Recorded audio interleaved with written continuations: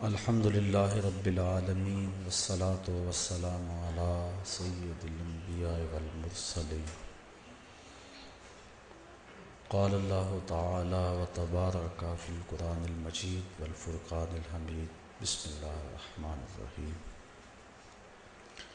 لقد کان لکم فی رسول اللہ اسوۃ حسنہ صدق اللہ مولانا العظیم وصدق رسولہ النبی الکریم الرؤوف الرحیم اللہم نور قلوبنا بالقرآن وزین اخلاقنا بالقرآن وادخلنا الجنۃ بالقرآن ونجنا من النار بالقرآن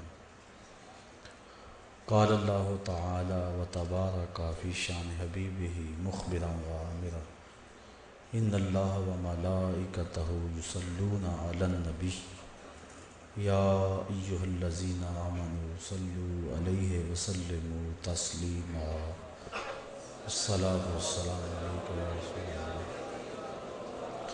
وعلی آلک واصحابک یا محبوب رب العالمین الصلاۃ والسلام علیک یا رسول اللہ وعلی آلک واصحابک یا محبوب رب العالمین۔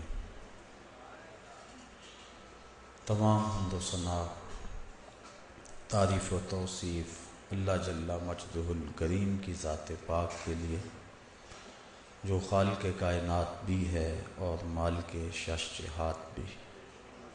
اللہ جل وعلا کی حمد و ثنا کے بعد حضور نبی اکرم شفیع امم رسول محتشم نبی مکرم اللہ کے پیارے امت کے سہارے رب کے محبوب دانائے غیوب مالک رقاب امم فخر عرب و عجم والی کون و مکان سیاہ لا مکان سید انس و جان سرور لالا رخاں نیر تاباں سر نشین مہوشاں ماہ خوباں شہنشاہ حسینہ تتمہ دوراں سر خیل زہرہ جمالاں جلوہ صبح ازل نور ذات لم یزل باعث تکوین عالم فخر آدم و بنی آدم نیر بطحا رازدار ما اوہا شاہد ما طغا صاحب علم نشرہ معصوم آمنہ احمد مجتبیٰ حضرت محمد مصطفیٰ صلی اللہ علیہ وسلم کے حضور ناز میں اپنی عقیدتوں، ارادتوں اور محبتوں کا خراج پیش کرنے کے بعد معزز محترم سامعین، خواتین و حضرات، السلام علیکم ورحمۃ اللہ وبرکاتہ۔ سنت اور بدعت کے عنوان سے کچھ باتیں آج کی اس نشست میں آپ کے گوش گزار کروں گا۔ بارگاہ رب العزت میں دعا ہے کہ وہ مجھے کلمہ حق کہنے کی توفیق مرحمت فرمائے۔ سنت ایسے طریقہ مسلوکہ کو کہتے ہیں جو حضور علیہ السلام نے چل کر کے ہمیں دکھلایا اور ہمارے لیے قابل عمل وہ راہیں زندگی کا حسن ہیں، اور انہی راہوں پہ چلنے سے ہمیں دنیا آخرت کی بہتریاں نصیب ہو سکتی ہیں۔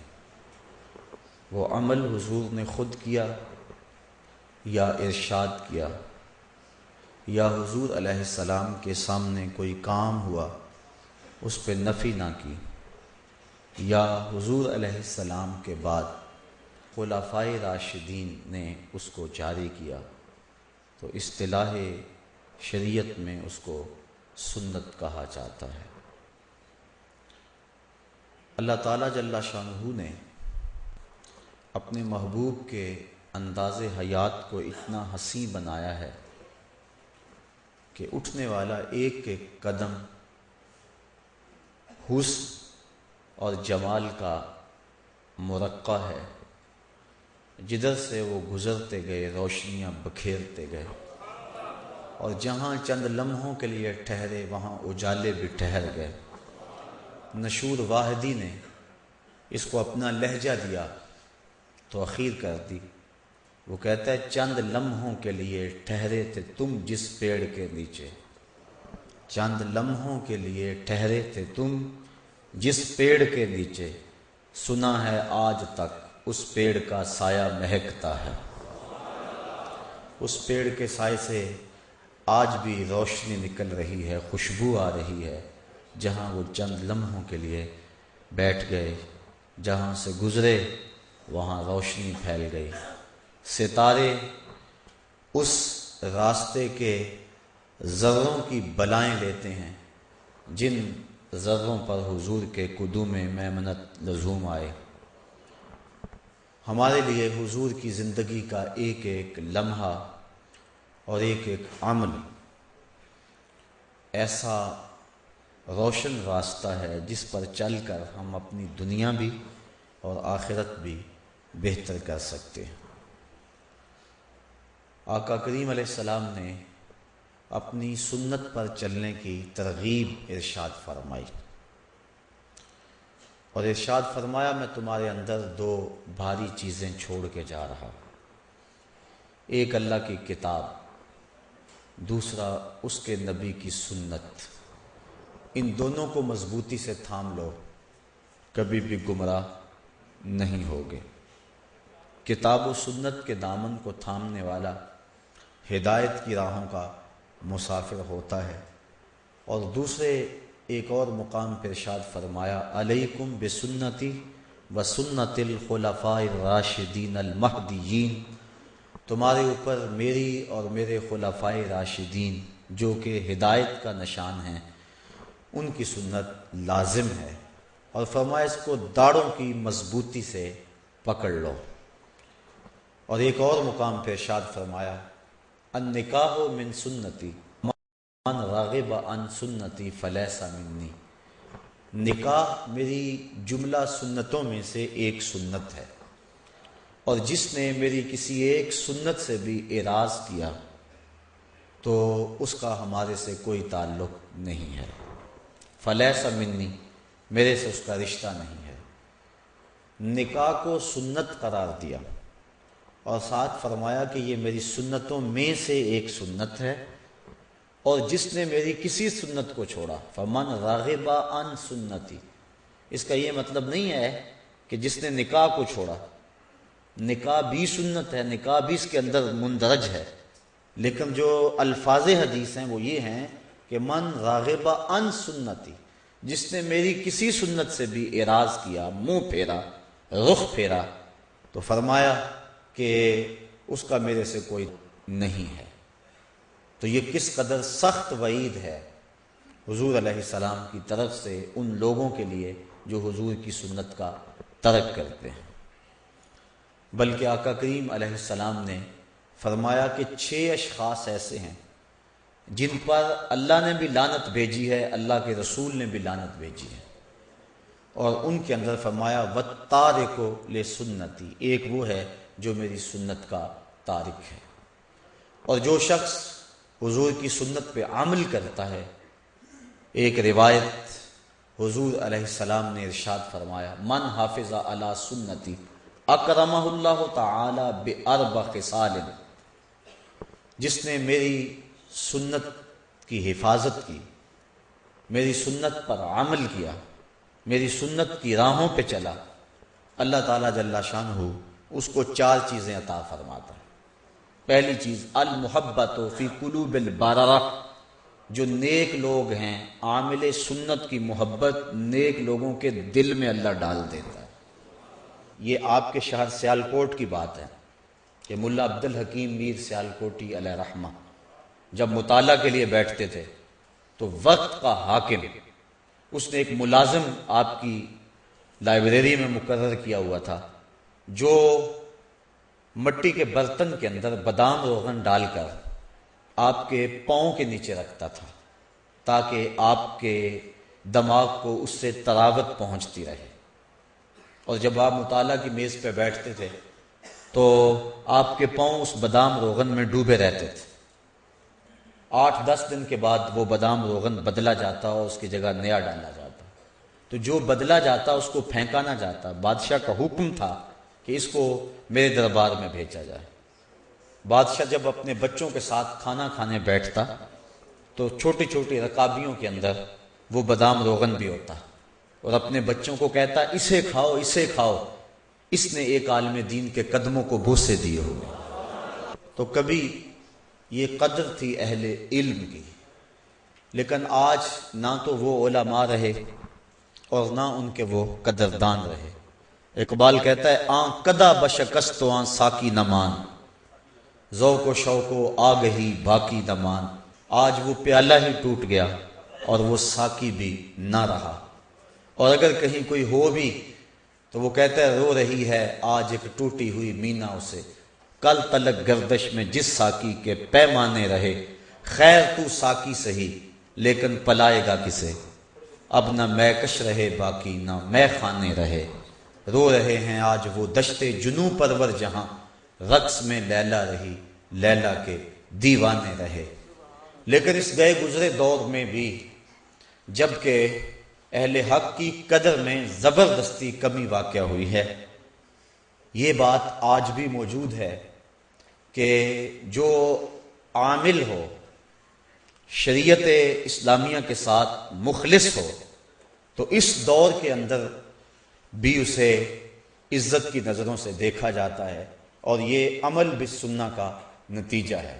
اکرمہ اللہ تعالی باربع خصال المحبت فی قلوب البررہ. پہلی بات یہ ہے اس کے لیے نیک لوگوں کے دل میں محبت کے جذبات پیدا ہو جاتے ہیں. دوسری بات والہیبۃ فی قلوب الفجرہ، اور جو برے لوگ ہیں ان کے دلوں میں اس شخص کا رعب پیدا ہو جاتا ہے. اس نے کوئی اسلحہ تو نہیں اٹھایا ہوا، لیکن عمل بالسنہ کی برکت سے اس کو یہ دولت نصیب ہوتی ہے کہ برے لوگ اس سے خائف ہو جاتے ہیں. نیک لوگ اس سے محبت کرتے ہیں، برے لوگ اس سے خائف ہو جاتے ہیں. اور تیسرا وسعت فی الرزق، اللہ اسے رزق کے اندر برکتیں عطا فرما دیتے ہیں. اور چوتھی چیز وسعت فی الدین، اللہ اسے دین میں پختگی عطا فرما دیتے. دین میں پختگی مل جانا یہ بہت بڑی دولت ہے، ورنہ انسان آزمائش کے موقع پہ دین چھوڑ بیٹھتا ہے. آج کل جو دور ہے، آج تو لوگ چائے کی پیالی پہ دین بیچ دیتے ہیں، لیکن جو عامل سنت ہوگا اس کو جو 4 خصلتیں اور خوبیاں اللہ عطا فرماتا ہے، ان میں سے ایک خوبی یہ ہے کہ اس شخص کو دین کے اندر ثقافت اور مضبوطی نصیب ہو جاتی ہے. اس لیے اللہ تعالیٰ مجھے آپ کو توفیق عطا فرمائے، کہیں حضور کی سنت کا کوئی عامل ملے تو اس کی قربت اختیار کرنی چاہیے. ویسے بھی امام خبیری نے ایک روایت نقل کی ہے، سیاتی زمان علی امتی یفرون من العلماء والفقہاء فیبتلیہم بثلاث. فرمایا میری امت پہ ایک ایسا وقت بھی آئے گا لوگ علماء و فقہاء کی صحبت سے دور بھاگیں گے، ان لوگوں کی مجلسیں اجڑ جائیں گی، اہل علم کے حلقے ویران ہو جائیں گے. ایک وقت آئے گا، پھر کیا ہوگا؟ اللہ ان لوگوں پہ 3 طرح کے عذاب مسلط فرمائے گا. یرفع البرکۃ من کسبہم، پہلا عذاب یہ ہے ان کے رزق سے برکت اٹھا لی جائے گی، یعنی رزق کی کمی نہیں ہوگی لیکن برکت نہیں ہوگی. اور دوسرا ظالم حکمران ان پر مسلط کر دیے جائیں گے. یہ قوم ہماری بڑی خوش ہوئی تھی کہ ایک ظالم سے جان چھوٹی، لیکن مستقبل میں مجھے تو کوئی توقع نہیں، بلکہ میں نے کہیں کہا تھا کہ ہم نے پھولوں کی آرزو کی تھی، آنکھوں میں موتیا اتر آیا. تو حالات کبھی بہتر نہیں ہوں گے اس طرح، جب تک ہم خود صحیح نہیں ہوں گے اتنی دیر تک حالات ٹھیک نہیں ہو سکتے ہیں. اللہ کی رحمت کی چھتری بن کے حکمران ہمارے اوپر نہیں آ سکتے جب تک ہم اپنے عمل زندگی کو نہ بدلیں. کسی نے حجاج بن یوسف کو کہا کہ تو نے حضرت عمر فاروق کا دور خلافت دیکھا ہے، تو ان جیسا عادل حکمران کیوں نہیں بن جاتا؟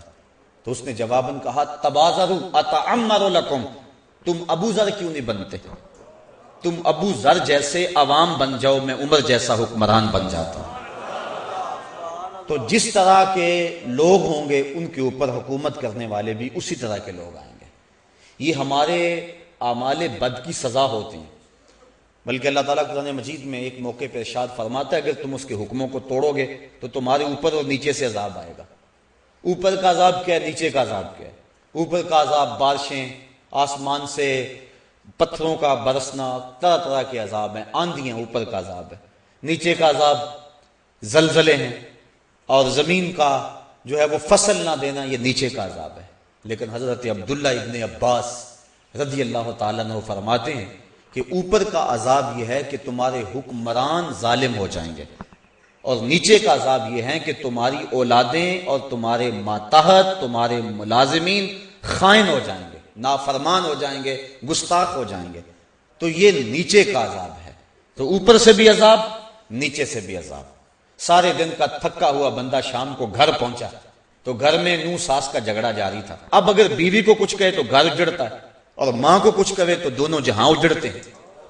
بندہ پھنس گیا، نہ وہ بات سمجھتی ہے نہ وہ بات سمجھتی ہے۔ تو یہ ہے اوپر سے بھی عذاب اور نیچے سے بھی عذاب۔ اللہ تعالیٰ ان عذابوں سے ہمیں محفوظ فرمائے۔ تو کہا دوسرا عذاب کہ ظالم حکمران ان پہ مسلط کر دیے جاتے ہیں، اور تیسرا عذاب وَيَخْرُجُونَ مِنَ الدُّنْيَا بِغَيْرِ الْإِيمَانِ، ان کا دنیا سے بغیر ایمان کے اٹھ جانے کا اندیشہ غالب ہو جائے گا۔ اور قرب قیامت کی نشانیوں میں سے حضور نے یہ ایک نشانی بیان فرمائی، یُصْبِحُ مُؤْمِنًا وَيُمْسِی کافرًا، بندہ صبح مومن ہوگا شام کو کافر ہوگا، شام کو مومن ہوگا اور صبح کو کافر ہوگا۔ اور ایمان محفوظ رکھنا اتنا مشکل ہو جائے گا جس طرح ہتھیلی کے اوپر آگ کا انگیارہ رکھنا مشکل ہو جاتا ہے۔ بندہ کہے گا جی کیا کروں، میں مجبور ہو گیا ہوں، اس کے بغیر چارہ کار ہی نہیں ہے، دین پہ عمل بڑا اوکھا ہو گیا جی، چلا ہی نہیں جا سکتا، جھوٹ کے بغیر کاروبار ہی نہیں چلتا۔ وہ طرح طرح کے بہانے بنائے گا اور حالات ایسے ہو جائیں گے۔ یہ اس کی بدعمالیوں کی سزا ہے جو اس کو ملے گی، اور اس کے لیے دنیا کے حالات اور معاشرتی نظم ایسا بن جائے گا کہ وہ بچنا چاہے گا بھی تو بچ نہیں سکے گا۔ کوئی اپنی اولاد کی وجہ سے جہنم کا شکار ہوگا، کوئی شخص اپنے ملازمین کی طرف سے، کوئی اپنے کاروبار کی وجہ سے، بلکہ ایک روایت میں آتا ہے ایک عورت 4 مردوں کو جہنم میں لے جائے گی۔ عرض کیا حضور وہ کیسے؟ فرمایا ایک عورت کو جہنم کا حکم ہوگا، وہ عرض کرے گی مالک میرے باپ کو بلایا جائے، بلایا جائے گا، یا اللہ یہ میرا باپ اور میں اس کی بیٹی، میری تربیت کا جوہر تو اس کے ہاتھ تھا، آج جن گناہوں کے سبب سے میں جہنم میں جا رہی ہوں تو اس کا ذمہ دار یہ ہے، اس نے میری دینی خطوط پہ تربیت نہیں کی۔ اب وہ باپ جس نے اپنی بیٹی کی ہر فرمائش پوری کی لیکن دین نہیں دیا، وہ قیامت کے دن رب کے سامنے کیا جواب دے گا؟ اللہ تعالیٰ فرمائے گا اسے بھی پکڑو، اس کے باپ کو بھی پکڑو اور دونوں کو جہنم میں لے جاؤ۔ عرض کرے گی نہیں مالک میرے بھائی کو بلایا جائے، بھائی کو بلایا جائے گا، یہ میرا بھائی اور میں اس کی بہن، میں اس کی غیرت تھی، میں جب بے پردہ گھر سے اپنے لبوں پر حیا کی لالی سجا کر سڑکوں پہ آتی تھی، اس کے غیرت کا جنازہ نہیں نکلتا تھا، اس نے کبھی مجھے روکا تھا، اس نے کبھی مجھے منع کیا تھا۔ اگر اس کی غیرت جاگتی، اس میں احساس موجود ہوتا تو میں اتنی آوارہ نہ ہوتی کہ آج مجھے جہنم میں اس کی سزا بھگتنا پڑتی۔ اب وہ بھائی کیسے جواب دے گا جس کو خود چوکوں اور موڑوں پہ کھڑا ہونے کا چسکا ہے، اور وہ کالج کے دروازوں پہ کھڑے ہو کر کے اپنی نظروں کو تسکین دیتا ہے اور سمجھتا ہے کہ میری بہن دوسروں کی نظروں سے محفوظ ہے، کل قیامت کے دن وہ بھی جواب نہیں دے سکے گا۔ اللہ تعالیٰ فرمائے گا اسے بھی پکڑو، اس کے باپ کو بھی پکڑو، بھائی کو بھی پکڑو، جہنم میں لے جاؤ۔ عرض کرے گی نہیں مالک میرے خامد کو بلایا جائے، بلایا جائے گا، یہ میرا خامد، اس کی اطاعت میرے اوپر لازم تھی۔ طلاق کی دھمکی ایک ایسی بات اس کے پاس تھی کہ مجھے جو چاہتا منوا لیتا، مجھے اپنے انداز میں ڈھال لیتا۔ ماں باپ کے گھر میں میری جیسی بھی زندگی گزری تھی، گزر گئی تھی، لیکن جب میں اس کے ہاں آئی تھی تو یہ اپنا رنگ مجھے دے دیتا۔ اب وہ خامد کیا جواب دے گا جو خود عورت کی باہوں میں باہیں ڈال کر پارکوں میں گھومتا ہے اور دوستوں کو چائے پہ بلوا کے اپنی بیوی کو بے پردہ سامنے بٹھوا کے کہتا ہے بتاؤ بھابھی کیسی ہے، جو اپنے دوستوں سے اپنی بیوی کے حسن کی داد مانگتا ہے کل قیامت کے دن وہ بے غیرت خامد کیا جواب دے گا؟ اللہ تعالیٰ فرمائے گا اسے بھی پکڑو، اس کے باپ کو بھی پکڑو، خامند اور بھائی کو بھی پکڑو اور جہنم میں لے جاؤ۔ عرض کرے گی نہیں مالک، میرے بیٹے کو بھی بلایا جائے، بیٹے کو بلایا جائے گا، یہ میرا بیٹا اور میں اس کی ماں، میرے سینے میں تو نے تڑپتی ہوئی ممتا رکھ دی تھی، اس کے چہرے کی اداسی میری زندگی میں اجاڑ ڈال دیتی، میری زندگی کا سارا حسن اس کے چہرے کی خوشی سے وابستہ تھا۔ اب یہ اگر مجھے کہتا کہ امی میں کھانا نہیں کھاؤں گا، تو نماز نہیں پڑھتی ہے، تو گھر سے بے پردہ نکلتی ہے، تو کیا میں اپنے اس بچے کی رضا کے لیے اپنے مزاج کو نہ بدلتی؟ اب وہ بھی کوئی جواب نہیں دے گا جس نے ہر خواہش پر مچلنا سیکھا تھا اور اپنی فرمائش کو ماں باپ سے پورا کروایا تھا، لیکن دین کے بارے میں کبھی اس نے اپنے ماں باپ کے کسی معاملے کے اندر کسی حکمت سے بھی کوئی بات نہیں کی تھی۔ اللہ تعالیٰ فرمائے گا اسے بھی پکڑو، اس کے بھائی باپ بیٹے اور خامن کو بھی پکڑو اور پانچوں کو گھسیٹ کے جہنم میں لے جاؤ۔ فرمایا اس طرح ایک عورت 4 مردوں کو جہنم میں لے جائے گی۔ تو صاحبو یہ زندگی ہماری گزر رہی ہے، ہم دیکھیں کہ ہم کسی کی شامت اعمال سے نہ پھنس جائیں، اپنے معاملات کو بھی حسن دیں اور نیکیوں کے نور سے اپنے من میں اجالے کی کوشش کریں، اور دوسرا اپنے ارد گرد کے جو لوگ جن کی ذمہ داری ہمارے اوپر ہے، کل قیامت کے دن ہم سے ان کے بارے میں پوچھا جائے گا، قُوا أَنفُسَكُمْ وَأَهْلِيكُمْ نَارًا، کہ اپنے آپ کو اور اہل خانہ کو جہنم کی آگ سے بچا لو۔ کل کوئی عذر مسموع نہیں ہوگا، نہ ادھر ادھر کی بات کر، مجھے یہ بتا قافلہ کیوں لٹا، مجھے رہزنوں سے غرض نہیں، تیری رہبری کا سوال ہے۔ تو سربراہ تھا خاندان کا، تھا خاندان کیوں لٹ گیا؟ اس کے مزاج میں لادینیت کیسے آ گئی، آوارگی کیسے آ گئی؟ تو ان کا سربراہ تھا، تو قیامت کے دن سربراہ سے سوال کیا جائے گا۔ اللہ تعالیٰ جل شانہ ہمیں ایسے اعمال کرنے کی توفیق دے کہ کل قیامت کے دن ہم سرخرو ہو جائیں۔ اب حضور علیہ السلام کی سنت یہ ایک ایسا نور ہے جس کو اپنانے سے بندہ اللہ کی رحمتوں کا حقدار بنتا ہے۔ اس کی ایک سادی سی مثال میں آپ کے سامنے رکھنا چاہوں گا۔ حج و زیارت کے لیے حرمین طیبین میں حاضری کا شرف نصیب ہوا ہوگا، بڑا خوبصورت منظر وہاں ہوتا ہے، صفا اور مروہ کا۔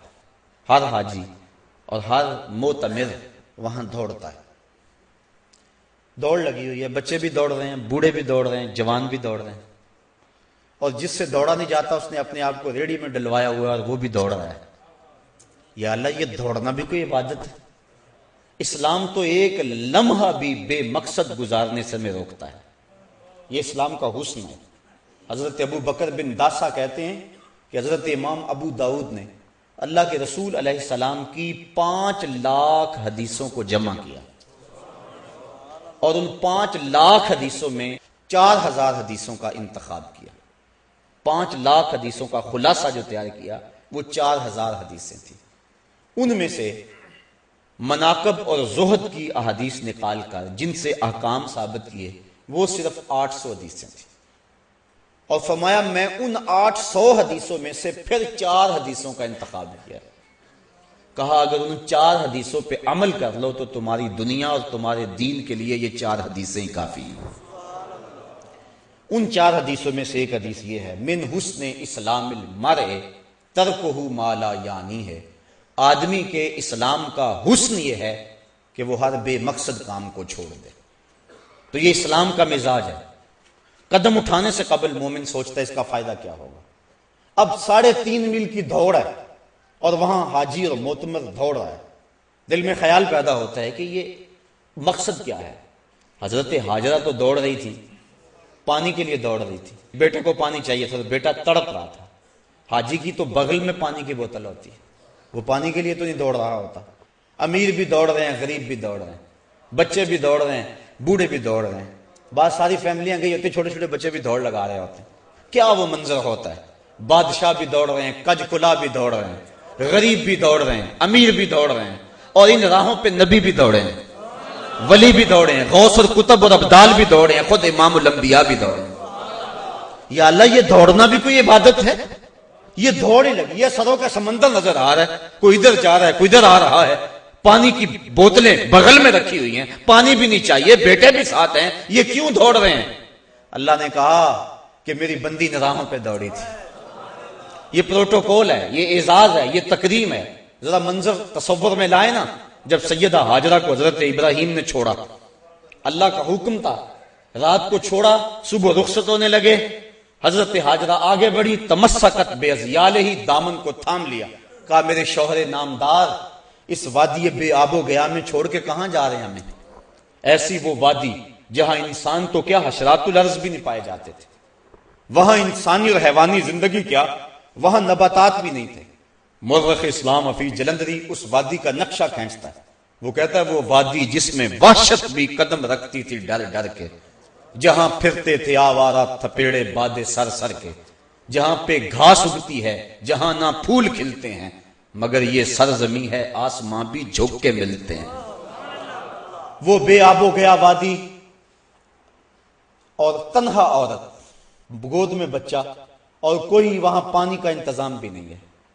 تو دامن پکڑا اپنے شوہر کا، کہا اس تنہائی میں چھوڑ کے کہاں جا رہے ہیں؟ حضرت ابراہیم نے کوئی جواب نہیں دیا. پھر قدم اٹھایا، پھر دامن پکڑ لیا، کہا کیوں چھوڑ کے جا رہے ہو؟ پھر کوئی جواب نہ دیا. جب تیسرا قدم اٹھایا تو حضرت ہاجرہ نے خود کہا کیا ہمارے رب کا یہ حکم ہے؟ کالا نعم، کہا ہاں. کہا پھر خیر سے جائیے، اگر اس کا حکم ہے اللہ کی قسم وہ ہمیں ضائع نہیں ہونے دے گا. پھر وہاں حضرت ہاجرہ نے دن اور رات گزارے. وہاں دن کو خوف آئے، پہاڑ ایسے محیط جیسے فولاد پگھلا کے ڈال دیا گیا، اور وہاں حشرات الارض بھی نہیں ہے، اور اللہ کی بندی نے حد کر دی، اللہ پر توکل کی. آسان کام نہیں تھا، یہاں تو بڑے بڑے پہلوانوں کے پتے پانی ہو جائیں، اور ایک عورت ذات اور محیط پہاڑ اور رات اور دن اور تنہائی اور غربت اور معصوم بچہ پانی نہ ملا تو ضائع ہو جانے کا ڈر الگ. لیکن سیدہ ہاجرہ نے بھی اللہ پر توکل کی حد کر دی، کہا تو نے بھی حد کر دی، لیکن کل قیامت تک جن راہوں پہ تو دوڑی تھی میں بھی نبیوں اور ولیوں کو ان راہوں پہ دوڑاؤں گا. تو یہ عبادت قرار پایا، اس بندی کی ادا کو ادا کیا جا رہا ہے. کیوں یہاں کیوں سارے دوڑ رہے ہیں؟ اور اللہ کی رحمتیں ان دوڑنے والوں پہ اترتی ہیں جو اس راہ پہ دوڑتے ہیں، اللہ کا کرم ہو جاتا ہے ان کے اوپر، اس کے بعد سر منڈوا کے عمرہ مکمل. ان راہوں پہ دوڑ، جن راہوں پہ سیدہ ہاجرہ چلی تھی، ان راہوں پہ چلو تو عمرہ مکمل ہوتا ہے. تو یارو جن راہوں پہ امام الانبیاء چلے تھے، اگر کوئی اس طریقہ مسلوکہ پہ چلتا ہے تو اللہ اس پہ اپنی کتنی کرم نوازیاں فرماتا ہو. اور ہم صحابہ کو دیکھتے ہیں، انہوں نے ساری زندگی اتباع سنت میں گزار دی. حضرت انس بن مالک رضی اللہ تعالیٰ عنہ کو کسی نے دیکھا کہ شوربے سے کدو شریف کے ٹکڑے نکال نکال کے کھا رہے ہیں. کسی نے پوچھا یہ کیا کر رہے ہو؟ کہا مجھے نہیں پتا، ایک دن میں نے حضور کو یوں کرتے دیکھا تھا. یعنی یہاں تک اتباع سنت ہے. انسان اپنے مزاج کو نہیں بدل سکتا. میرے آپ سے محبت کا رشتہ بڑا گہرا ہو سکتا ہے، لیکن آپ کا مزاج اپنا، میرا مزاج اپنا. گھر کے افراد خانہ کا مزاج مختلف ہوتا ہے. بعض کا بڑی اماں کو مسئلہ بن جاتا ہے کہ آج پکائیں کیا. ایک بچہ یہ کھاتا ہے، دوسرا یہ نہیں کھاتا ہے، یہ چیز فلاں نہیں کھائے گا، یہ چیز فلاں نہیں کھائے گا. تو گھر کے افراد محبت بھی بڑی گہری، لیکن آپس میں انسان کی جو طبیعت ہے اس میں ہم آہنگی نہیں ہوتی ہے. لیکن صحابہ پہ قربان جائیں، انہوں نے اپنے مزاج کو بھی حضور کے مزاج میں ڈھال دیا. کہا میں اس لیے کدو کھا رہا ہوں کہ یہ حضور کو پسند تھا. اللہ اکبر. اور حضرت امام مالک نے فتویٰ دیا، فرمایا جو کہتا نا مجھے کدو شریف پسند نہیں، اسے کوڑے مارے جائیں، اس لیے کہ اس کو تو میرے آقا نے پسند کیا ہوا ہے. اللہ اکبر. تو یہ ہے حضور کی سنت کے اتباع کا جذبہ. حالانکہ یہ کدو شریف کو اختیار کرنا یہ سنن زوائد میں سے. اگر کوئی شخص اس کی طبیعت نہیں بھی راغب، یہ نہ کہے کہ میں نہیں پسند کرتا، یہ نہ کہے. امام مالک کہتے ہیں اس کو کوڑے مارے جائیں. لیکن اگر فرض کرو کوئی نہیں کھاتا، کئی قسم کے کھانے پڑے ہوئے اس کے سامنے، کدو شریف بھی موجود ہے، وہ نہیں کھاتا، نفی بھی نہیں کرتا، نہیں بھی کھاتا، شریعت اس پہ کوئی قدغن نہیں لگاتی. کیوں؟ اس لیے کہ یہ سنن خدا سے نہیں ہے، یہ سنن زوائد سے ہے. لیکن صحابہ نے سنن زوائد کا بھی التزام رکھا، تو سنن خدا کا عالم کیا ہوگا. اور آج جس معاشرے میں ہم جی رہے ہیں، یہاں سنت کی تو پرواہ نہیں کی جاتی. سنت کیا، فرضوں کی پرواہ نہیں کی جاتی. کیسا ماحول اور کیسے حالات آ گئے. اور ہمارے اوپر جو طرح طرح کی نحوستیں اور عذاب نازل ہو رہے ہیں، اس کی ایک اہم وجہ یہ ہے اور لازمی یہ وجہ ہے کہ ہم نے حضور کی سنت سے رخ پھیر لیا ہوا ہے، اور حضور علیہ السلام کی سنت سے منہ پھیرنا یقیناً اللہ کے محبوب کی ناراضگی کا باعث ہے۔ امام قرطبی نے ایک روایت نقل کی ہے، آج آ کے سہارا تو یہ ہے نا کہ حضور شفاعت کریں گے، لیکن حضور فرماتے ہیں جس نے میری سنت سے منہ موڑا کل قیامت کے دن میں اس کی شفاعت نہیں کروں گا۔ یہی تو ایک سہارا ہے، اور اگر حضور نے بھی شفاعت نہ کی تو بتاؤ کہ ہمارا آسرا کیا رہ جائے گا۔ تو صاحبو، سنت پر عمل یہ ایک مومن کا شعار ہے اور مومن کا مزاج ہے، اور آقا کریم علیہ السلام نے اپنی سنتوں کے احیاء پر کتنا پیارا وعدہ دیا کہ جو فساد امت کے دور میں میری ایک سنت کو زندہ کرے گا اللہ اسے 100 شہیدوں کا ثواب عطا فرمائے۔ ایک شہید کا درجہ تھوڑا نہیں ہے، اس کے خون کا قطرہ زمین پر گرنے سے قبل اس کے سارے گناہ معاف کر دیے جاتے ہیں۔ اس نے اپنی جان جیسی متاع عزیز وار دی ہوتی ہے، لیکن جو سنت پہ حامل ہوگا تو اس کو 100 شہیدوں کا ثواب ملے گا، اس لیے کہ سنت پہ عمل کرنا فساد امت کے دور میں انتہائی مشکل ہے۔ نفس روکتا ہے، معاشرہ روکتا ہے، گھر والے روکتے ہیں۔ ایک زمانہ تھا کہ ایک نوجوان کی شادی ہونے لگی تو اس کے گھر والوں نے اس کو کہا کہ آپ داڑھی کٹوا دیں، لیکن وہ اڑ گیا۔ اس کے گھر والے میرے تک پہنچے کہ یہ آپ کے درس وغیرہ سنتا ہے تو آپ جو ہے وہ اسے سمجھائیں کہ یہ داڑھی منڈوا دے۔ میں نے کہا اس میں کیا حرج ہے داڑھی میں؟ تو کہنے لگا کہ وہ اس کا بھائی بھی سا کہنے لگا یہ میرے سے چھوٹا ہے لیکن داڑھی کی وجہ سے مجھ سے بڑا نظر آتا ہے۔ میں نے کہا یہی تو حضور کے سنت کا کمال ہے کہ سنت چھوٹوں کو بھی بڑا بنا دیتی ہے۔ تم کہتے یہ بڑا نظر آتا ہے، یہی تو سنت کا کمال ہے، سنت عزت دیتی ہے اور بڑائی دیتی ہے۔ میں نے کہا میں تو پتہ نہیں کتنے درسوں کا نتیجہ ہے اور اللہ سے کتنی دعائیں مانگتا ہوں اپنے سامعین کے لیے کہ یا اللہ جو میں کہوں ان کے دل میں اتار دے۔ تو میں نے جس کو خون جگر سے سینچا ہے کیا تمہارے کہنے پہ اس کو روک دوں؟ یہ کیسے ہو سکتا ہے؟ میں نے کہا میں تو اس کو تھپکی دوں گا کہ جمع رہنا، ڈٹا رہنا، تیرے اوپر اللہ اس کے رسول کا سایہ رہے گا۔ تو یہ کیسا ماحول آ گیا، کیسے حالات آ گئے ہیں۔ لوگ کہتے ہیں کسی کو مسیتڑ کا تانا، وہ فلاں تو مسیتڑ ہو گیا، کسی کو کچھ کہہ دیا، کسی کو کچھ کہہ دیا۔ تو بعض بات ایسا ہوتا ہے کہ کوئی شخص جس نے سنت رسول چہرے پہ رکھی ہے اس سے کوئی ناسزا کام سرزد ہو جاتا ہے تو ہمارے معاشرے میں جھٹ جو ہے وہ اس کے اوپر حملہ ہوتا ہے۔ وہ جا رہا تھا نا کوئی بندہ سائیکل پہ، تو لمبی لمبی اس کی داڑھی تھی تو وہ بریک نہ لگی تو وہ کسی میں سائیکل لگ گیا۔ اس نے کہا اتنی بڑی داڑھی رکھی ہوئی ہے۔ اس نے کہا یار داڑھی ہے، بریک تو نہیں ہے، یعنی اس کا تعلق کیا ہے بریک سے؟ لیکن ہمارے معاشرے کے اندر سنت کو خفیف جانا جاتا ہے، اور جس کے نتیجے میں اللہ تعالیٰ کی طرف سے ہمارے اوپر یہ وبال ہے کہ ہم ہر وقت مشکلات اور دکھوں میں مبتلا ہیں۔ حضور نے فرمایا عرب جب تک امامے کا التزام رکھیں گے دنیا پہ غالب رہیں گے، اور جب امامہ چھوڑ دیں گے تو ان کا غلبہ دنیا سے ختم ہو جائے گا۔ اور آپ دیکھ رہے ہیں جب سے انہوں نے یہ لباس اتار کے وہ اپنا الگ سا قومی لباس بنا لیا تو ان کا رعب زمانے سے ختم ہو گیا۔ تو سنت کے دم سے رعب ہے، اور فرمایا الامائم تیجان العرب، امامے تو عربوں کے سر کا تاج ہے۔ اور جب بدر کے دن فرشتے نازل ہوئے تھے تو ان کے سروں کے اوپر امامے بندھے ہوئے تھے۔ اس طرح داڑھی شریف یہ حضور علیہ السلام کی سنت ہے۔ خسرو پرویز کے 2 قاصد حضور کی خدمت میں آئے، لیکن ان کی منڈی ہوئی داڑیاں اور بڑی ہوئی مونچھیں حضور کے سامنے جب آ کے بیٹھے تو حضور نے فرمایا یہ تم نے کیا شکل بنا رکھی؟ تو انہوں نے کہا ہمارے خداوند خسرو پرویز نے ہمیں داڑھی منڈانے کا حکم دیا۔ تو حضور علیہ السلام غصے میں آ گئے، فرمایا تمہارے جھوٹے خدا نے تمہیں داڑھی منڈانے کا حکم دیا اور میرے خدا نے مجھے داڑھی بڑھانے کا حکم دیا۔ تو ترغیب دی، بلکہ یہاں تک ایک تو ہے کہ داڑھی نہ ہو، دوسرا ہے کہ سنت کی مقدار تک نہ ہو۔ لیکن حضور کا فرمان سنیے اور ذرا اس پہ غور کیجئے۔ ایک تو داڑھی رکھنا سنت ہے، دوسرا کم از کم مٹھی بھر، اور تیسری سنت یہ ہے کہ داڑھی کا استرسال، یعنی داڑھی کو لپیٹا نہ جائے، اس کے اندر مینڈیاں نہ بنائی جائیں جس طرح کہ کفار موتی پروتے تھے، یا اس کو تو دے کر بالکل اس انداز سے اس کی سیٹنگ کی جائے کہ چھوٹی نظر آئے۔ اس کو کہتے ہیں اقد لحیہ، اور یہ بھی جو حضور نے ارشاد فرمایا من عقد لحیتہ انا محمدا بریء منہ، فرمایا جس نے اپنی داڑھی کو عقد کیا، داڑھی کو گانٹھیں دی، اس کو تاؤ دیے، فرمایا میری خبر پہنچا دو کہ اس سے محمد بیزار ہے۔ تو نہ صرف یہ کہ اس نے داڑھی رکھی ہوئی ہے اور ہے بھی وہ مقدار سنت کے مطابق، لیکن اس کو تاؤ دیتا ہے، تو حضور نے بیزاری کا اظہار کیا۔ اور جو حضور کی سنت کو ہی قطع کرتا ہے اور زبان سے وہ دعویٰ کرے کہ میں عاشق رسول ہوں، تو یہ کس طرح اس کے دعوے کو قبول کیا جائے گا؟ مرزا قتیل دہلی کا بہت بڑا شاعر تھا، اور فارسی اس دور میں قومی زبان تھی، بعد میں ریختی آئی، پھر اردو۔ ایران کا کوئی شخص تھا جس نے مرزا قتیل کے اشعار پڑھے تو بڑا خوش ہوا، دل میں ارماں جاگا کہ میں اس کی زیارت کر کے آؤں، کہ وہ بڑا صوفی مزاج کوئی بزرگ ہے، چونکہ شعروں کے اندر جو مضامین تھے وہ صوفیانہ تھے۔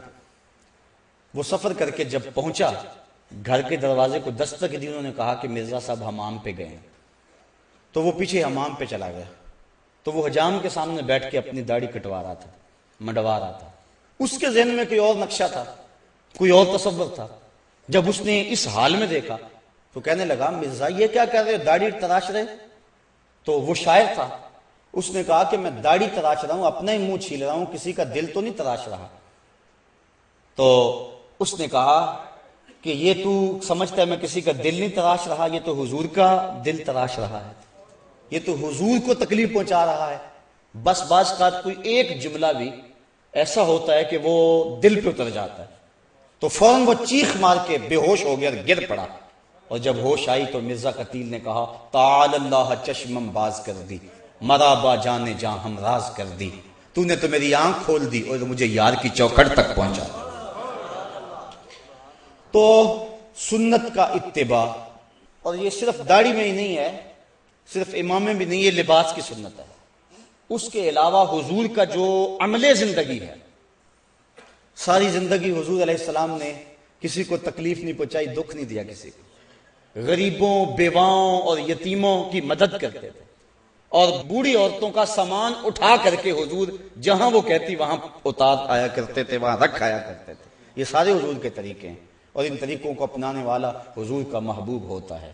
حضرت مجدد الفسانی علیہ رحمہ فرماتے ہیں کہ حضور کی سنت کے اتباع سے بڑھ کر خدا تک پہنچانے والا کوئی اور وظیفہ نہیں ہے۔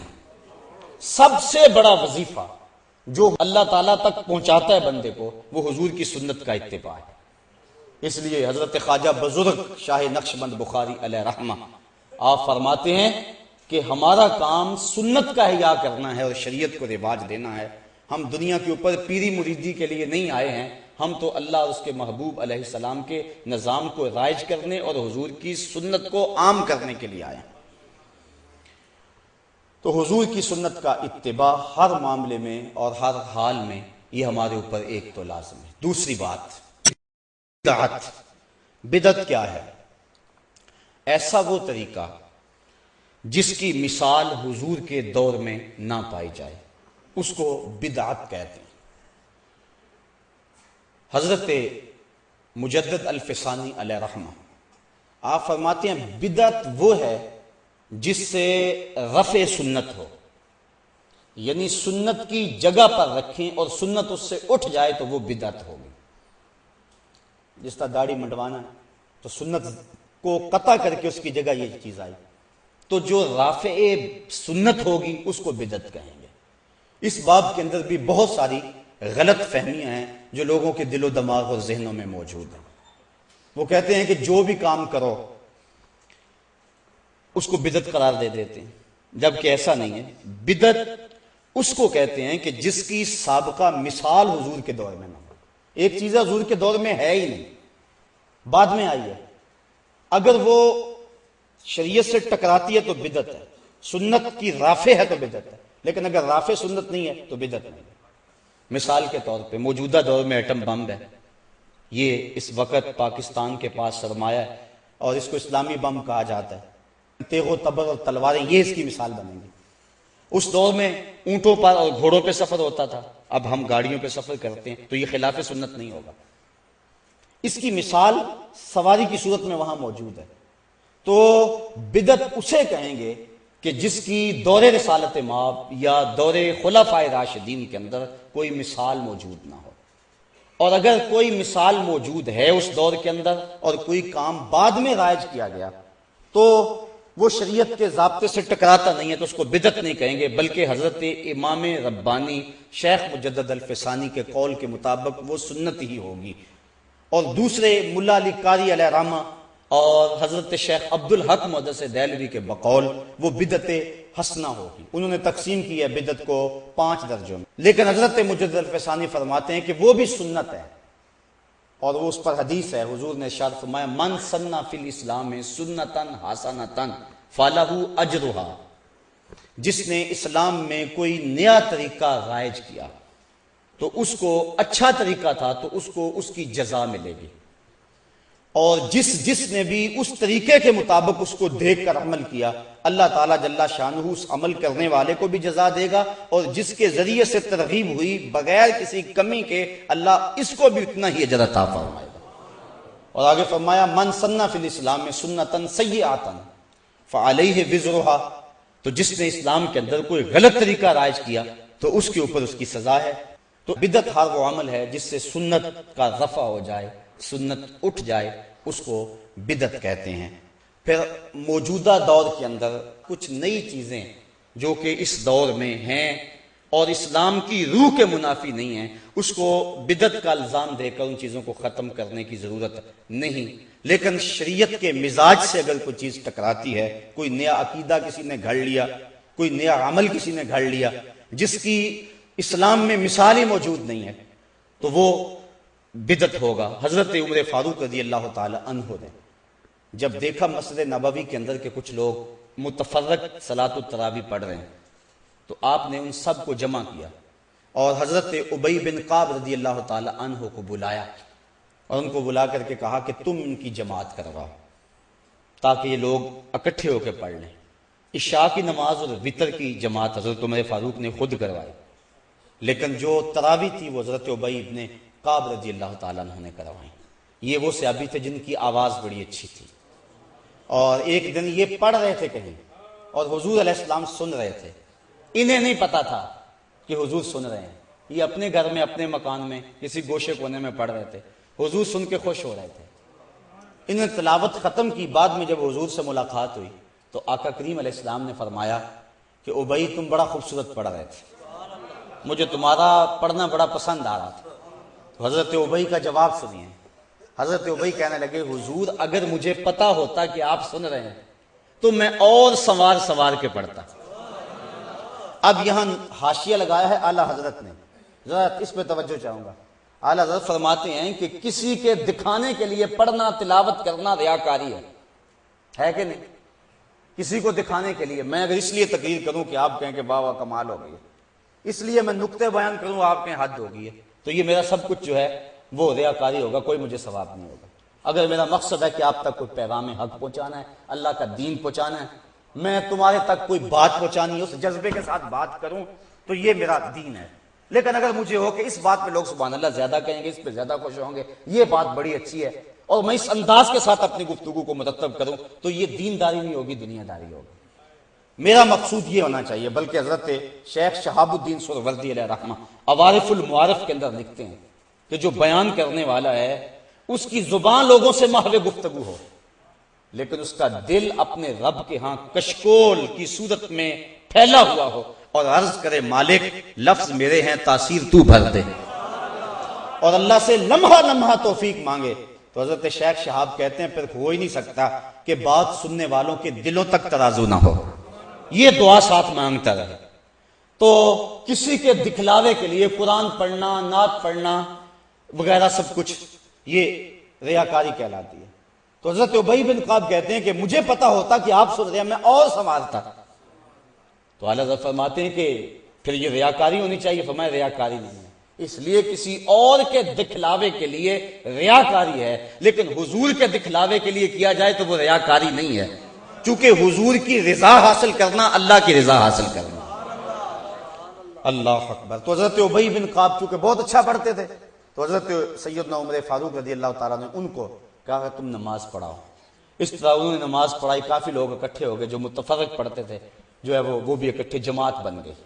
تو حضرت عمر فاروق نے جب دیکھا تو بڑے خوش ہوئے اور خوش ہو کے فرمانے لگے نعمت البدعۃ ھذہ، یہ بڑی اچھی بدعت ہے بدعت لیکن ہے بڑی اچھی۔ یہ جو صلاۃ التراویح ہے یہ حضرت عمر فاروق کے دور کی ہے۔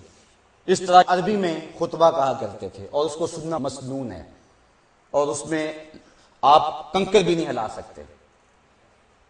اور وہ کیا جو اذان ثانی کے بعد جو ہے وہ خطبہ دیا جاتا ہے، جس میں درمیان میں امام بیٹھتا ہے، عربی خطبہ۔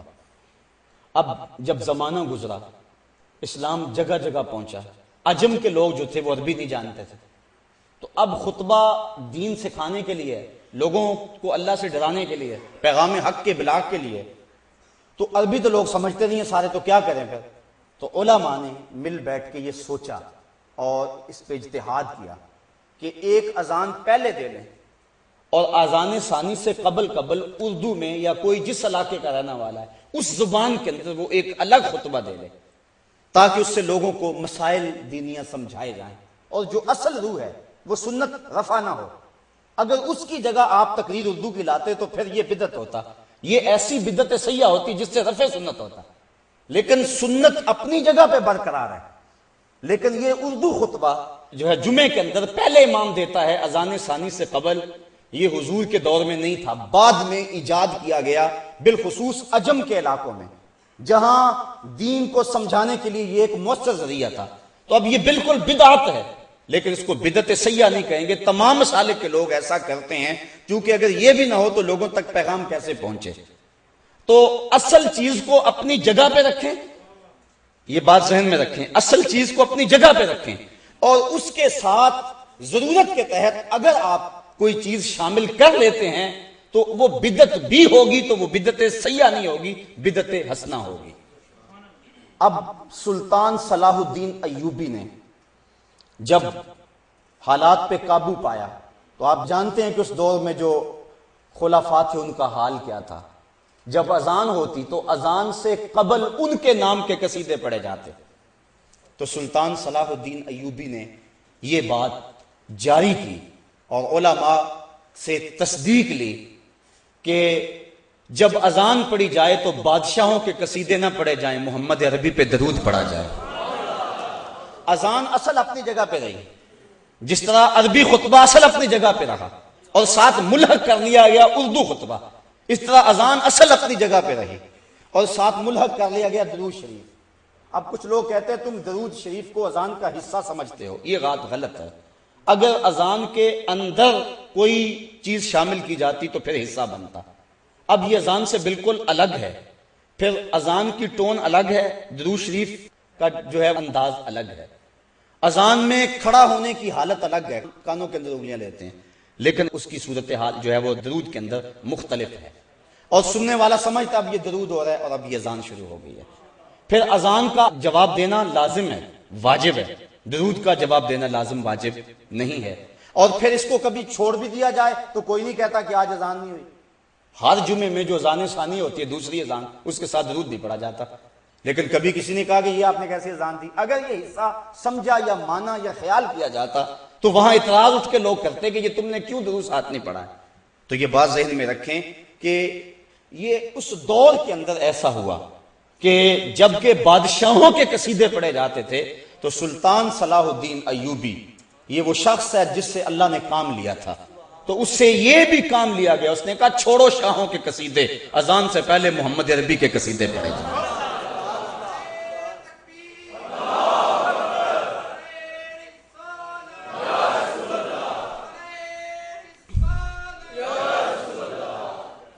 اب یہاں سوال یہ ہے کہ ہم اس کو لازم قرار نہیں دیتے، لیکن اس کے باوجود آج کل تقریباً یہ اذان کے ساتھ لازمی ہی پڑھا جاتا ہے، حصہ نہیں لیکن پھر بھی پڑھا جاتا ہے۔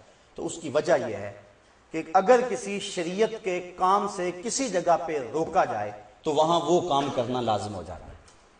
اعلیٰ حضرت نے باقاعدہ ایک فتویٰ لکھا ہے قربان البقر کے نام سے، ہندوستان کے اندر یہ اس دور کے لوگوں نے، کچھ حکومت کے زر خرید لوگوں نے یہ فتویٰ دیا کہ چونکہ ہندوستان کے اندر گائے ذبح کریں گے تو تکلیف ہوگی ہندو کو، اس لیے اور باقی جانور بھی تو ہیں وہ ذبح کر لیں، آپ بکری کی قربانی دے لیں، آپ بھینس کی، آپ کسی اور شے کی قربانی دے لیں، دمبے کو ذبح کر لیں، لازمی ہے کہ آپ نے گائے ذبح کرنی ہے اور کسی کو تکلیف کیوں پہنچانی ہے؟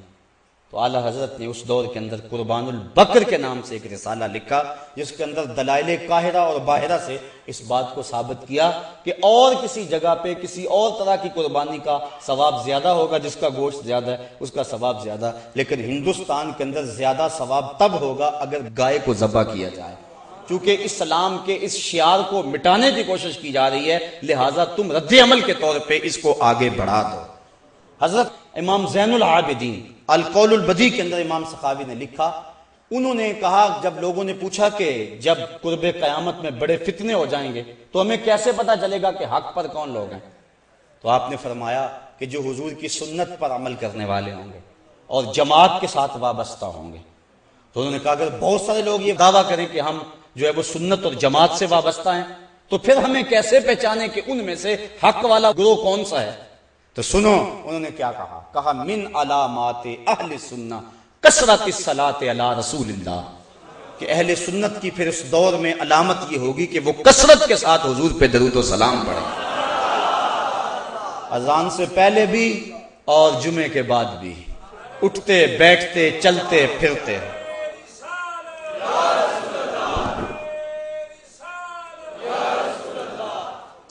اور یہ بات ذہن میں رکھیں، یہ جو کچھ میں کہہ رہا ہوں انصاف کی بنیاد پہ کہہ رہا ہوں کہ کوئی غلط فہمی میں حضور کے درود پہ اعتراض نہ کر بیٹھے اور آقا کریم علیہ السلام کی رحمتوں سے محروم نہ ہو جائے۔ باقی جو بدعت ہے ہم ڈٹ کے بدعت کہتے ہیں۔ اعلیٰ حضرت سے کسی نے پوچھا کہ یہ جو طاقوں کے اندر چراغ جلاتے ہیں، یہ یہاں بزرگ آتا ہے، درخت کے ساتھ دوپٹہ باندھ دیتے ہیں کہ یہاں شہید کا ڈیرا ہے، یہاں فلاں پیر کی حاضری ہوتی ہے، مختلف جگہوں پہ ہمارے ہاں مروج ہے یہ، تو اس کے بارے میں آپ کی کیا رائے ہے؟ تو ڈٹ کے کہا واہیات ہے اور اس کا جو ہے وہ بند کرنا لازم ہے، کہا اس کا کوئی تعلق نہیں ہے، اس کی کوئی اصل نہیں ہے۔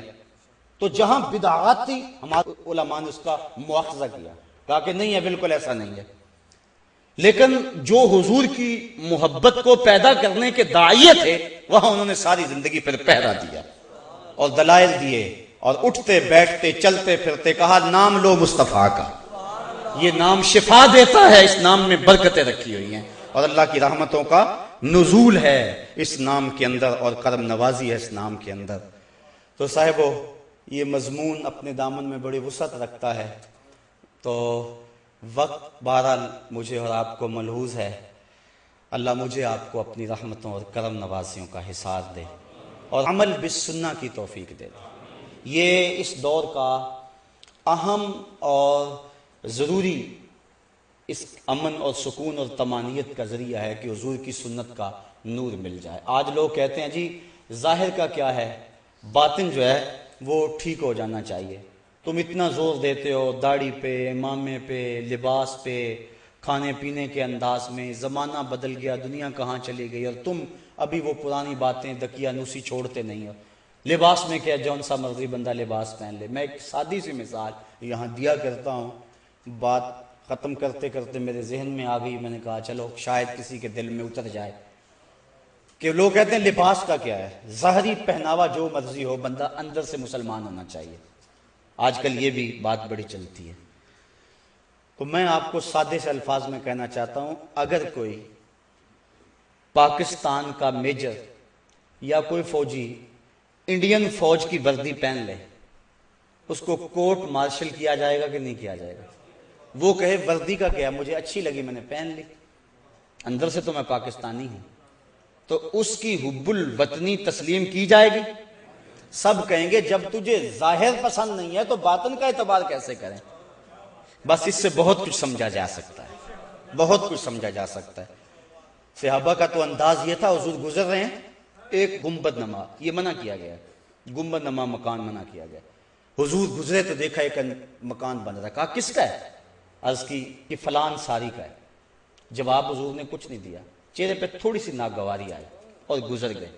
کسی نے اس کو بتایا آج گزرے تھے حضور، تیرے مکان کو دیکھا تھا، خوش نہیں ہوئے؟ اس نے کدال پکڑی، برابر کر دیا زمین، 2-4 दिन गुजरे, हुजूर फिर आए, देखा तो وہ مکان نہیں تھا. کہا وہ پرسوں ترسوں میں گزرا تھا یہاں مکان تھا.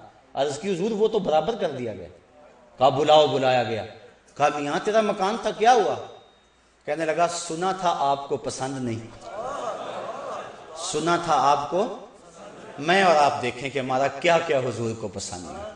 صبح سے لے کر شام تک، شام سے لے کر صبح تک، عقیقے ولیمے سے لے کر اپنی زندگی کی آخری ہچکی تک، اپنے کاروبار سے لے کر اپنے گھر کے انداز تک، اپنی زندگی کے ایک ایک لمحے کو دیکھیں ہمارا کون کون سا عمل حضور کو پسند نہیں ہے.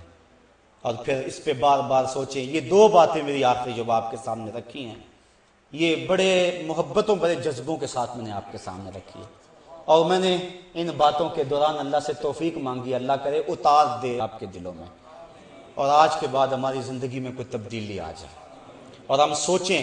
میرے استاذ المکرم ایک جملہ کہا کرتے تھے، آج بھی جب میں ان کا جملہ دہرانے لگتا ہوں تو مجھے وہ چارپائی پہ بیٹھے ہوئے نظر آتے ہیں. اجاڑ رت کو گلابی بنائے رکھتی ہے میری آنکھ تیری دید سے وضو کر کے. آج پھر وہ منظر جاگ پڑتا ہے. جب وہ حدیث پڑھایا کرتے تھے آنکھوں سے آنسو ٹپکتے تھے. جب قرآن پڑھتے تھے لگتا تھا نزول قرآن کا سما بند گیا. تو آپ فرمایا کرتے تھے بیٹا یہ نہ ہو کہ لوگ تمہیں جو ہے وہ پوچھیں تم کون ہوتے ہو اور تمہیں بتانا پڑے ہم مسلمان ہوتے ہیں. یہ دیکھو مذہب کے خانے میں اسلام لکھا ہوا ہے. آپ فرمایا کرتے تھے میاں نہ کسی کو پوچھنا پڑے نہ تمہیں بتانا پڑے. تمہاری شکل و صورت وضاقتہ اور کردار ایسا ہونا چاہیے تم دور سے آ رہے ہو لوگ پہچان کے کہیں وہ دیکھو آقا کا غلام آ رہا ہے. تمہیں بتانا نہ پڑے لوگ خود کہیں آقا کا غلام آ رہا ہے. آقا کا نور آنکھوں پہ تو چہروں پہ اجالے ہوں گے. مصطفیٰ والوں کے انداز نرالے ہوں گے. دنیا میں بھی ان کے دم سے مقدر چمکا محشر میں بھی ان کی رحمت کے حوالے ہوں گے. کتاب کا نام ہے بشر الکئیب بلقاء الحبیب، امام سیوطی کی مصنفہ. ایک شخص اپنی داڑھی کو مہندی لگاتا تھا. حضور کی مبارک داڑھی میں 18 سے لے کر 21-22 تک سفید بال تھے. صحابہ نے تو حضور کی داڑھی کے بال بھی گنے ہوئے ہیں. کیسی نظر رہتی تھی جمال رسول پہ، اور انہیں ناز تھا اس پہ کہ ہم نے حضور کو دیکھا. حضرت ابو طفیل یہ صحابہ میں سب سے آخر میں انتقال فرماتے ہیں. 110 ہجری کو ان کا انتقال ہوا ہے. حج کا موقع تھا، لوگوں کا ہجوم تھا، اونچے ٹیلے پہ چڑھ گئے اور لوگوں کہنے لگے میرے قریب آ جاؤ. اس وقت دنیا پہ کوئی اور آنکھ نہیں ہے ان آنکھوں کے علاوہ جن آنکھوں نے حضور کو دیکھا. مجھ سے پوچھو حضور کے بارے میں میں تمہیں بتاؤں. انہیں فخر تھا. وہ ایک شاعر ہوا ہے ذوق، اس نے حد کر دی. وہ اپنے شاگردوں میں ایک دن کہنے لگا کہ آنے والی صدیاں تم پہ ناز کریں گی اے لوگو. آنے والی صدیاں تم پہ ناز کریں گی اے لوگو. تم نے ذوق کو دیکھا، تم نے ذوق سے باتیں کی ہیں. کہ زمانہ کہے گا انہوں نے ذوق سے باتیں کی. کہا تمہارے پہ زمانہ ناز کرے گا. تو جس نے ذوق کو دیکھا زمانہ ان پہ ناز کرتا ہے، اور جن کی آنکھوں نے محمد عربی کے چہرے کو دیکھا ان کی شان کا عالم کیا ہوگا. بغداد میں ایک بندہ روٹیاں بیچتا تھا. تازی روٹی 1 روپے کی، باسی روٹی 2 روپے کی. کسی نے کہا یار عجیب آدمی ہے، باسی روٹی 8 آنے کی ہونی چاہیے، تو اس کو 2 روپے کی بیچ رہا ہے. اس نے کہا نہیں لینی تو نہ لو، میرا ریٹ یہی ہے. کہا وجہ تو بتا اتنی مہنگی یہ کیوں ہوگی باسی، یہ تو سستی ہونی چاہیے. کہا یہ جو باسی روٹی ہے یہ تازہ روٹی کی نسبت 1 دن حضور کے زمانے سے قریب ہے. کہ جس کو زمانہ رسالت مآب سے قربت ہو جائے اس کا وزن بڑھ جاتا ہے، اور جس کی آنکھوں نے جمال جہاں آرا کو دیکھا اس کا عالم کیا ہوگا. اس لیے وہ فخر سے کہتے ہیں اور دنیا پر اب کوئی آنکھ نہیں ہے جس نے ان کو دیکھا ہو. میں نے دیکھا ہے ان کو، آؤ مجھ سے پوچھو. لوگ قریب آ گئے. کہا صف لنا رسول اللہ صلی اللہ علیہ وسلم، بتاؤ حضور کیسے تھے. حضرت ابو طفیل کہنے لگے کان رسول اللہ صلی اللہ علیہ وسلم ملیحن مقصدن ابیض. ایک تو نمکین حسن والے تھے، دوسرا چٹی رنگت کے مالک تھے، تیسرا اپنی قد و قامت کے اندر اعتدال رکھتے تھے. تو یہ حضور کا انہوں نے نقشہ بیان فرمایا حضرت ابو طفیل نے. تو زمانہ ناز کرتا تھا جنہوں نے حضور کو دیکھا. تو صحابہ نے حضور کی داڑھی کے مبارک بال بھی گنے ہوئے ہیں. یہ بات کہاں سے کہاں چلی گئی یارو. ہمیں تو تسکین ہی تب ہوتی جب حضور کا تذکرہ ہو. اللہ اکبر. وہ کہتے ہیں جنگل میں کوئی مے خار مرا ہے اسے انگور کے پتوں کا کفن دو. اچھا اسے اگر کیلے کے پتوں کا کفن دے دے پھر گزر نہیں ہوگی. ہنڈولے کے پتوں کا کفن دے دے تھوڑے پتے لگیں گے کفن بن جائے گا. یہ انگور کے پتے تو چھوٹے چھوٹے ہوتے ہیں. لیکن شاعر کہتا ہے اسے انگور کے پتوں کا کفن دو. کیوں؟ اس لیے کہ مرنے والا میخار ہے اور شراب کشید ہوتی ہے انگور سے. میخار کو تو تسکین تب ہوگی کہ اس کا کفن انگور کے پتوں کا ہوگا. تو سنی کو تسکین تو تب ہوگی کسی کے لبوں پہ نام محمد آئے گا, حضور کا تذکر آئے گا, تسکین ہو جائے گی. یا رسول اللہ. کتاب کا نام ہے بشر الکئی بلقاء الحبیب. کہتے ہیں ایک شخص حضور کی داڑھی میں 22 بال تک سفید تھے, 22 تک سفید بال تھے. خضاب کرتے حضور اس کو سرخ مہندی کا. ایک نے دیکھا اور اس نے حضور کی سنت کے مطابق اپنی داڑھی کو خضاب سرخ مہندی کا کر لیا. فوت ہو گیا. جب قبر میں پہنچا تو نکیرین آ گئے. ایک نے پوچھا من ربوں کا ما دینوں کا, تو دوسرے نے بازو پکڑ کے اس کی داڑھی کی طرف اشارہ کیا. کہا تجھے نظر نہیں آ رہا اس کے چہرے میں اسلام کا نور چمک رہا ہے؟ تو صورت ایسی بناؤ کہ فرشتے بھی پہچان جائیں. اللہ مجھے آپ کو اپنی رحمتوں اور کرم نوازیوں کا حصار دے.